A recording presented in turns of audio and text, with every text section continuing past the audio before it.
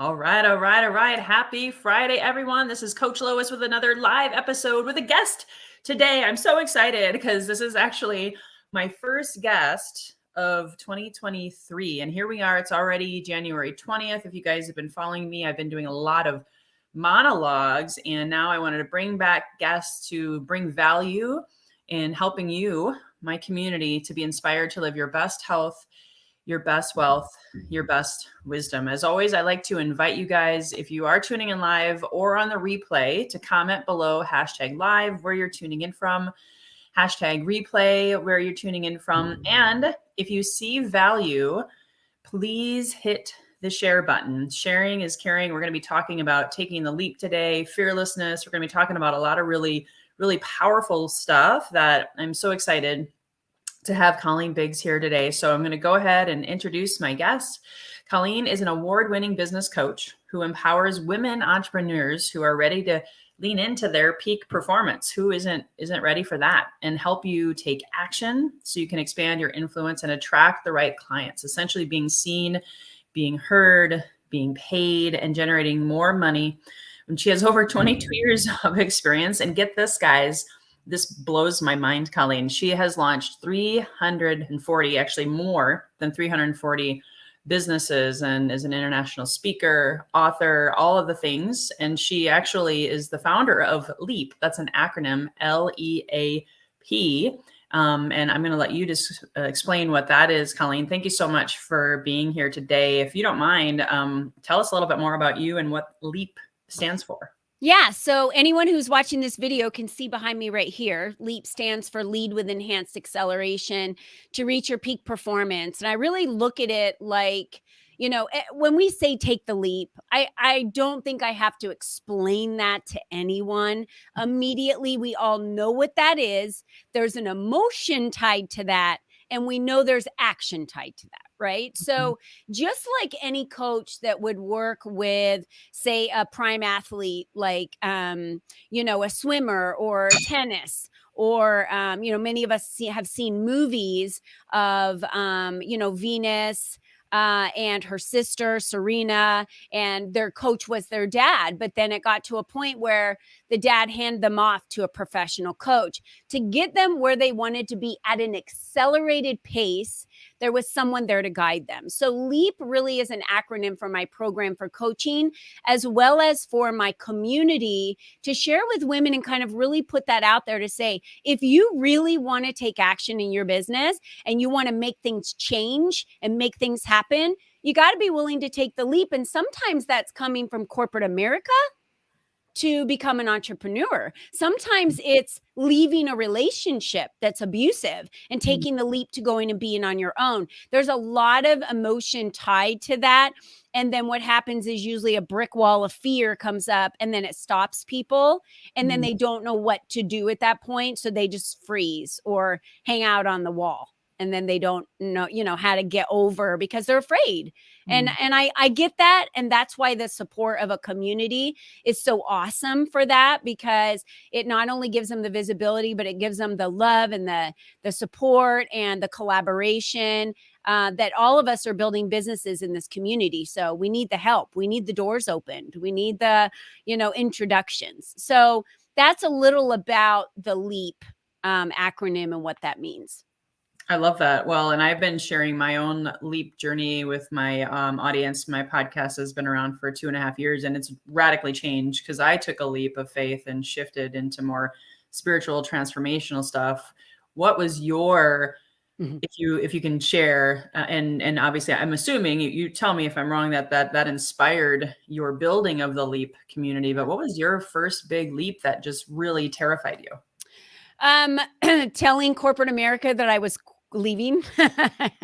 When I actually put in my resignation letter, I think they were all shocked. I was shocked. Like, if you would have asked me 2 years before, I would have said I was diehard corporate America till the day I die, right? Like, I would give my right arm. It was so stupid how committed I was. And I think it has a lot to do with my upbringing.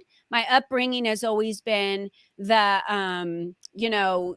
loyalty of staying with a company. My resume has about 3 companies on it total. I'm 50 years old.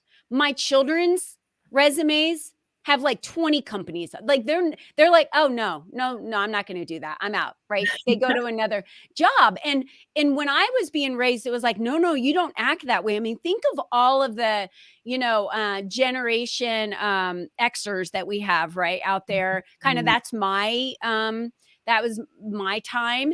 And they started at corporate America, worked their way up corporate ladder, stayed there until they retired. And so when I actually started working on my personal development a couple of years before I left corporate America, I didn't know how radically changed my life would be from the time I started working on personal development to the point where I was like, I saw my job, my career, and the people I worked with differently. I just, because I changed. And when we do the work on ourselves and we change, our environment changes and we want more. We see things we never saw before. It's like this veil's lifted and your brain and your RAS are like, okay, this is important to you now. And all this stuff you thought was important isn't anymore. And so the hardest part for me, honestly, Lois, was leaving my clients. I had worked with these clients for years. There was a loyalty between us. There was a love. There was a trust. I still send them Christmas cards and birthday gifts, right? I mean, they're still friends of mine after all these years, 20 years, some of them. I've watched their kids grow up from infants when their moms were pregnant with them and I worked with them. Now they're in college. It's the craziest thing. So I really believe in that nurturing of relationships. So it was really hard. And the biggest leap was, if I do this and I leave corporate America, now remember, I spent 20 years launching businesses, helping people grow businesses.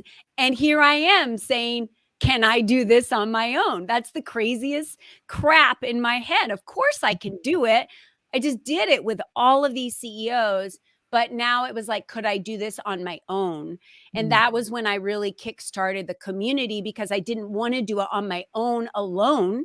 I wanted to do it in a community with other women that were doing it too, because the thought of going on my own was scary. And since I had been on that journey with all of my clients, I wanted someone on that journey with me too.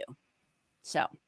Yeah, I love that. And you reminded me of some like analogies. Like you think of that. I grew up in Iowa on a farm. My dad wasn't leaving the farm unless he was taken out in a box or a coffin. And so when he died, we realized, oh my gosh, he was there for 62 years in the same house, the same church, the same everything. And now, I mean, you're talking about your kids and I'm an exennial, so I'm like right on the cusp. And I've definitely been as Zig Ziglar said, a ronding generality in some case. So that can even be hard. So let's talk about how do you, if you've been through having parents like us or having that programming, right, that said you got to stay in it forever, even if it's an abusive marriage, even if it's an abusive job, all of those kinds of things. How do you go from that to breaking through and being seen, being heard, being paid? It's about breaking generational ties, really. Have you ever heard the phrase, it's in my genes? So I've heard so many people blame or validate that they're alcoholics because their mom was, their grandfather was, their dad was, their great grandfather was. It's like, that is freaking ridiculous, people. It is not just because they were, or because their grandfather was abusive. So then now they're abusive. So now I'm supposed to be abusive. And then my children are supposed to be abusive. We have to break these generational ties to change the future. Here's the thing. If we keep doing the same thing over and over again and expecting a different result, that is the definition of insanity. But we do it. And so many people do. The way we break that is to say, I don't want this for my life. It's not that it has to be part of my life. I even don't believe in generational illnesses or diseases at all. Now, if there's a chromosome that you have in your body that is there from birth, and that chromosome has something to do with breast cancer, or they've tied it back to that, that's a different story. But I'll tell you that I have a client right now that I work with, her mother had a brain tumor. Her grandmother had a brain tumor. She said she remembered her mother telling her over and over and over again, it's just a matter of time before I get the brain tumor because your grandma has it and I'm going to get it. And she did. And so she would tell her mom, like, you're not going to get it. You're not going to get it. What do you think happened to my client? She said she looks back now and she just remembered saying, well, I'm going to get it. She literally willed it into her body to get it. There was nothing tied to research. The doctor said there's nothing that states that she would have gotten that ever. So that is how powerful we are. And we have the power to break those chains of generational thoughts, of generational beliefs, and of generational sicknesses. So just because your family is dirt poor and all of them have been dirt poor doesn't mean you're destined to be dirt poor. You can change the generational cycles, and it's our responsibility to do that with everything in our lives, period. Amen. You're preaching to the choir, because that's what I've been talking a lot about as well. I had, fears. My mom was schizophrenic. My brother was an alcoholic. Alcoholism runs in the family. That was what I heard more so than in the genes. And so I always had this underlying fear. And here's the thing, right? What you resist persists, what you focus on expands.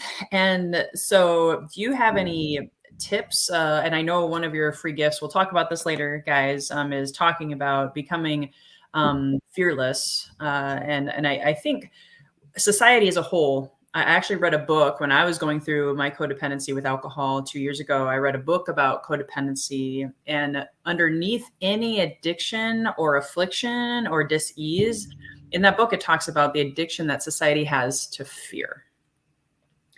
And anything that can cause disease, I believe, including look what happened with the pandemic, right? If you fear it, it's probably going to happen to you or for you. So you learn a lesson and you can break those generational curses. But if someone's like, I don't know where to begin, I think your fearlessness conversation would be really powerful to share a little bit about how to become more fearless and take that leap. Yeah. I think first we really just have to face and identify what is the fear, right? When I was leaving corporate America, I had to identify what was I the most scared of. Was it that I was scared that people wouldn't believe that I knew what I was talking about? Was it because I was scared that I didn't know exactly if I was going to be able to assist this entrepreneur in launching that business? And what we have to remember is it's not our responsibility for somebody else's success.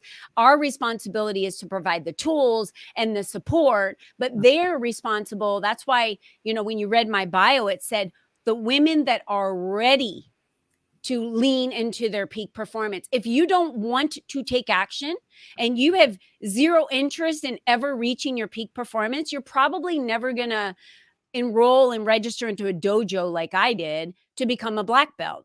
I wanted to push my mind, my body, my physical, my thoughts through barriers that I didn't know existed yet because I had never done it before. So when we think about that, and we look back at all the things in our lives we've done, I could look at previous marriages as failures, or I could look at those as the path that got me to where I am today. And if those things hadn't happened, if I hadn't learned those lessons, I would never have the most amazing marriage I have today, with the family that I have today, affecting the lives that I do today. So I think we kind of get into our head when it comes to these fears, Lois, that it's not possible. And then we just talk ourselves out of there's no way I could do it. Why? And when I left corporate America, I was a personal trainer. I taught group fitness classes. I didn't make all my money immediately jumping into my business, and that's where all my money came. I was consulting on the side. I had personal training clients. I was teaching group classes. I mean, I did whatever it took to make money, just like you did, right? Sell, to just get started. And then you get in your groove. And then you're like, okay, I'm going to put these programs together. I'm going to have these clients. So many times we think to do what we want to do. And my whole family was like freaking out. So sometimes the ones closest to you that you think are you going to be your biggest support are not. They were freaking out. Like, you're not quitting corporate, Are you crazy? And I was like, not really. I know it sounds weird, but I have to go do this. I just felt this calling. And I know everyone has their version of who God is or universe or whatever that is. For me, it's God. And I really felt this pull. And I believe God will knock me over the head with a 2x4 when I need to switch doing what I'm doing. I'll get knocked down and get super, super sick if I'm not taking care of myself for a long period of time. Or I will, doors will close on me. Things will happen that I'm like, okay, I've known this in my gut. I needed to go this direction, but I just kept pushing this direction. Now I got it. I got to go over here. Sometimes really bad things happen, but it's always a lesson for us to learn, and failure's really in the eye of the beholder. So if you look at it as failure, it will always be failure. If you look at it as an opportunity and a stepping stone to learning and growth, that's exactly what it will be. And then you will actually want more failures in your life so you can learn faster, so you can build quicker. Because the fastest path to wealth is speed, in my mind. So yeah, I love it. yeah. Failing forward and changing a relationship with failure is what I'm hearing. Because I think a lot of us, at least I know from my generational ties, it was if you fail, if other people see you fail, especially, right? Then there's a self-inflicted judgment, blame, shame, shoulda, coulda, woulda, which is totally low vibrational energy, right? It's just gonna stop you. And I saw that a lot during the pandemic where people were wanting to launch podcasts and they didn't last, or people who wanted to build like a course or a program, and it was such a challenge for them because they were so stuck in their head, which is where that fear resides, or is faith is in the heart. So is there anything that you learned from your own experience on how to turn this off and go and connect with the heart? Where is your purpose, your passion? Yeah. I really just started to define, Lois, what lights me up. And, this is an exercise that I never did in corporate America, because in corporate America, no one ever asked me, like, what do you really want to do? Like, what do you love about working here? Like, no one gave a crap. They just want you to do your job. Right. And so I didn't even know. I remember someone asked me one time, what do you want, when I came out of corporate America? And I was in a networking event, and someone said, like, what do you want? And I thought, I don't know. Like, no one's ever asked me that question before.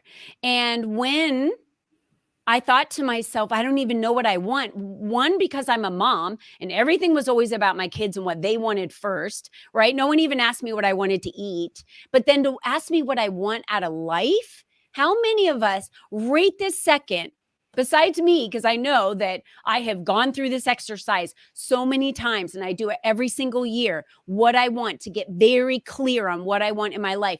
Not a lot of people know exactly what they want. Sometimes they'll just say, oh, I want more money.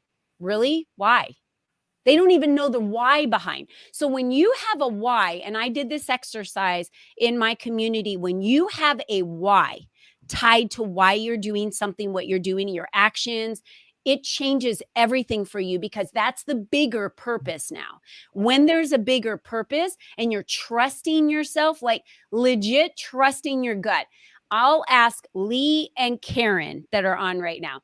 How many of you have ever looked back in your life and said, I knew I shouldn't have done that, or I knew I should have done that? Hindsight's 2020, right? That was your gut. Your intuition the entire time was telling you, do this, and you wouldn't listen to it because you were here and you didn't ever drop down into here. The more that we trust our heart, the more that we trust our faith, the more that we trust ourselves, the better off we will always be. And then you can just say to yourself, I trusted my heart. I trusted my gut. If it's not exactly turning out the way I think it should, that's okay. Right? We can't be concerned with the billions of people out there that have a judgment or an opinion. I'm being honest, because all their crap that they spew onto you is just that. It's projection. It's their crap. Yeah. It's not yours. Yeah. It's their crap. So if someone thinks that I don't run a community the way that I should, is that their crap or my crap. That's their crap, because I run it exactly the way my gut and my faith and my heart tells me I should do it, because I trust myself to make sure it feels right for me. And that's why I'm so happy every day. It's why I have so much energy every day, because I'm not weighed down by doing things I don't want to do. And when you get that little tiny piece of freedom in your life where you get to do what you want to do, it feels so dang good. It's like crack. And then you never want to go back to doing anything else. You will just live your life like that every day and do what it is that you want to do, no matter what other people think. It's just not about them. Yeah, you got to get that little win. I always say you can't, Rome wasn't built in a day. Also, you got to take one step of faith in front of the other. And let's talk about, because I know you have one, I have one. Talk about the importance of community, because like we talked about before, a lot of people and they might even be family and friends, like you said, your closest. They're well-meaning, but they project their own fears. Oftentimes they're threatened and jealous, actually, because you're doing something that they probably wish they could do. I mean, you really find out who your friends are when you launch a business or you're going out on your own, right? And so the ability to have a community of like-minded people who can cheer you on, because we all, I think, deserve so many cheerleaders. Talk about the importance of community and any insights in actually building one. For me, it was pretty simple. I wanted to attract like-minded people like me. So when I would have any conversations, when I was promoting, when I was inviting people to luncheons, when I was asking people to speak in front of a group that I could put together, it was always about attracting the people that liked what I had to say, that liked my presence, that liked my energy, that liked the concept of the group. When you believe in that and you only attract those people, you weed out all the individuals that aren't interested in what you're doing. So let's say that I was running a group for divorced women that needed support because they were dealing with ex-wives, right? Or something like that. I'm only going to attract the women that are in that predicament and that moment, right? If we're talking about moms that just had infants and they're breastfeeding, you're not going to attract the moms that are bottle feeding. It's no different in your community when I'm talking about building businesses together and collaborating, and there is no competition. If you believe that, if you're lack-minded and you don't believe that money is infinite, this isn't the group for you. And so that is the number one thing we have to remember, is the more that we change and decide that we're going to just be us and show up as us, no matter what that looks like to other people, you will attract the right people to you. It is literally that simple.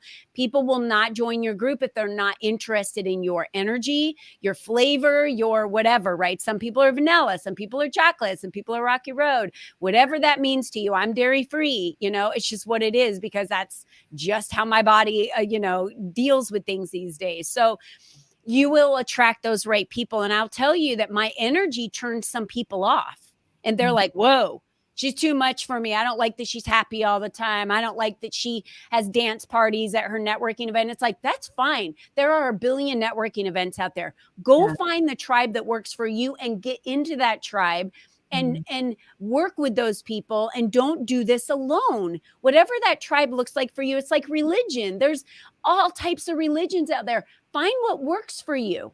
And that's what we have to remember, is life isn't always about making sure that we're a people pleaser and a doormat. I'm like a recovering people pleaser. I don't know about you, Lois, but I am a recovering people pleaser. And when I was being raised, my mother told me it's selfish to think about yourself and not other people. So my whole life, I thought I was selfish, and I was like never wanting to think about myself. So I would just be a doormat to everybody else, until I was like, I have zero boundaries, zero. And everything I do for other people would like distract a time. And I just was starting to resent doing things for other people. And I was like, something's not right here. And then I figured out maybe my mom was selfish and maybe she was projecting that on me all those years. But I literally grew up thinking I was selfish. And so I wanted to do everything in my power to switch that pendulum. So it's kind of this danger rut. It's that generational, thread that just keeps going. And we have to step back and realize, like, what do I want? And if you're a mother and you're listening to this, what better gift to give your children, but the permission for them to be themselves. And they are watching you more than they're listening to you. So the more you're happy, the more you believe in yourself, the more that you're being that example to your children, that changes generational cycles right there. Yeah. Absolutely. Yeah, I know. I believe, because you said you're about 50 years old I'm 50. Yeah. Under, I feel like a lot of us, at my age, I'm 45. A lot of us are recognizing that we're here to break those curses, whatever you call them, ties, and to be able to shift those generations forward, because we're in a very changing time. Well, this has been so amazing. I want to make a few quick announcements for my community, and then come back for you to share about your amazing, generous free gifts and where people can find you. And then I have one more closing question for you. So guys, again, if you saw value in today's show, please hit the share button. Sharing is caring. We know so many people with the Great Resignation that are leaving corporate America in droves. People are even, honestly, I've seen people have more homelessness. They choose that versus going and working for someone, just because people are tired. They, at the same time, they're also not sure where to begin. So this is a great conversation for anyone to hear, especially if you guys have been impacted by what's going on in the world in any way, shape, or form. It's all about taking that leap of faith and being fearless. And if you want to go deeper, especially knowing that generational curses do impact us even when we're picking our New Year's resolution. So a lot of you may have already stopped going to the gym, or you've already, reached back for alcohol, or maybe you're just struggling to stay in that meditation space that I've been talking about so much this month on my podcast. I invite you to sign up for my free 5-day health and vitality challenge. The link is on the screen, loiscofi.com/health challenge. And of course, you guys have been hearing about it from my email list. It's really, really going to be powerful. I've never led it this way before. We're going to have morning meditations, daytime classes, talking about the mother wound, the father wound, addictive behaviors, all of the things that we mentioned today that are even holding you back from living your truest nature and purpose in the life that you love. And it's impacting your health, impacting your thoughts, impacting your actions and your behaviors. So please join me for that next week. And then turning it back over to you, Colleen. I know you have a couple of gifts, so if you can explain those and then where people can find you.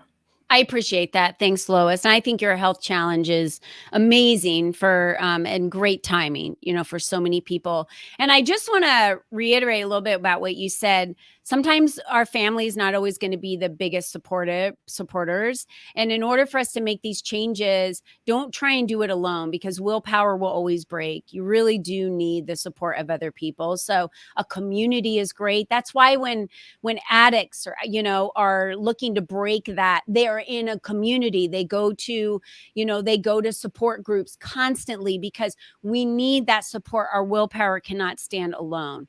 So a couple of the free gifts that I thought were very relevant to our conversation today. I have a little motivational video and a really quick little 5 ways to become fearless. And it just steps you through how you can do that very easily in your life right now. And they can download that. It's a very simple guide. The other one is about 7 steps on how you can expand your influence and attract your dream clients. And that's a little bit about what we were talking about before. And it goes into if you're a business owner, it just goes into some simple little steps of things you can do to get your brand out there a little bit quicker, to get your name out there a little bit faster. And how I built what I built was through those steps. And that's how I built what I built. So those are available to your community. They're free. They can just download them. There's no obligation. They can download and I'll never see them again. And it's all good.